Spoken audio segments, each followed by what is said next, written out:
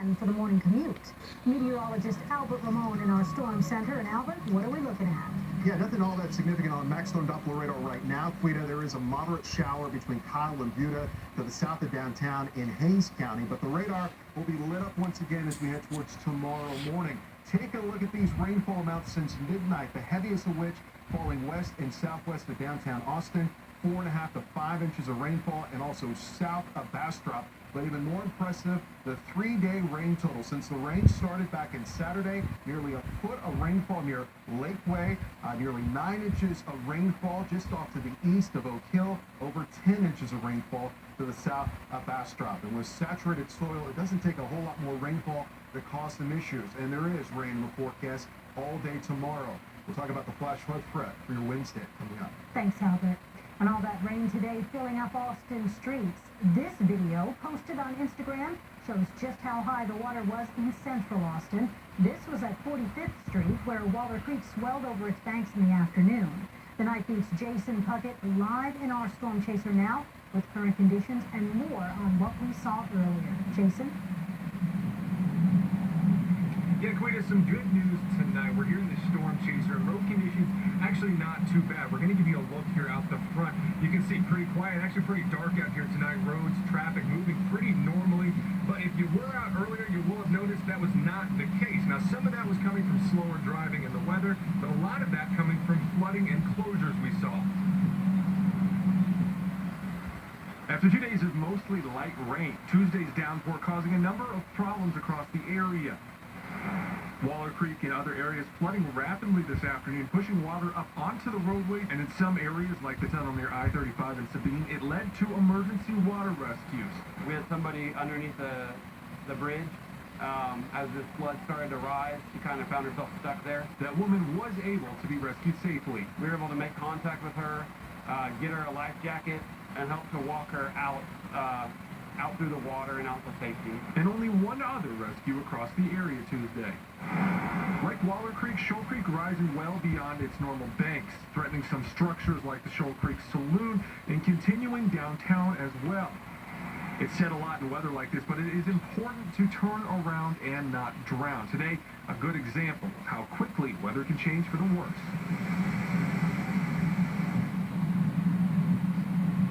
And today, so far, 126 low water crossings. Again, right now, you're looking at a live look southbound on Mopac. Of course, keep tuned. We'll have more information as the weather continues throughout the night and into the morning, both live and on the website. For now, you're live in the Storm Chaser. I'm Jason Puckett, KVUE News. Watch those wet roads. Thank you, Jason. And parts of West Austin received a lot of rain today, especially the Barton Creek area. Boaters and swimmers were asked to leave the creek when the Austin Fire Department closed it down.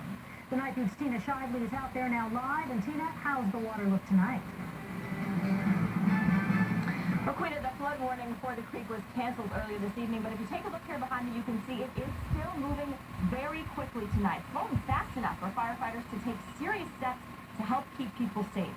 Now, AFD closes the creek when their flood early warning system notifies them that the flood rate is above 1,500 feet per second.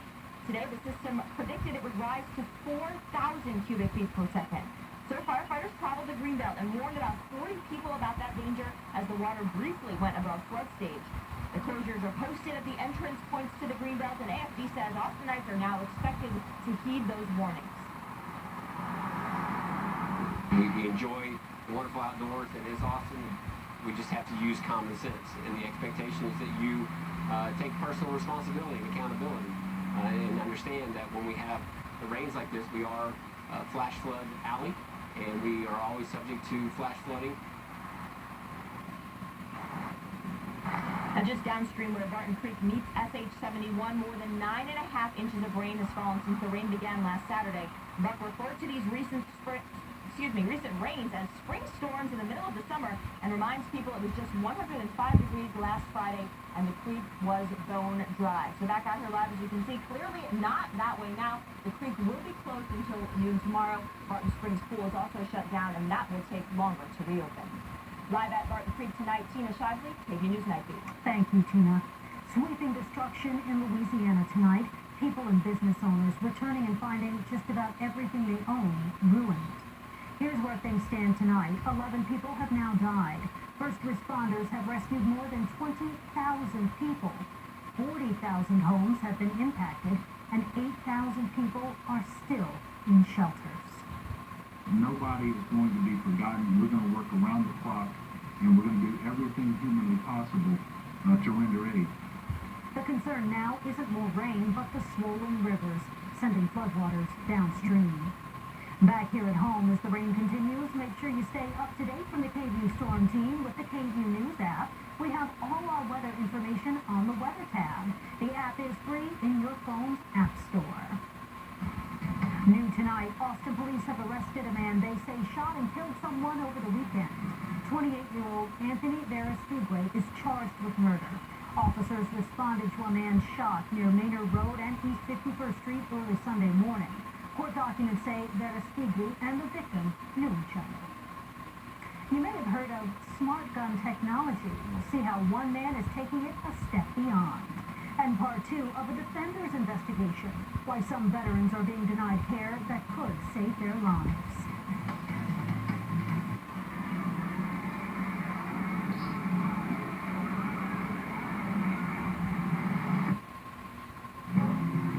It takes more than sleek lines and aggressive styling to attract some drivers.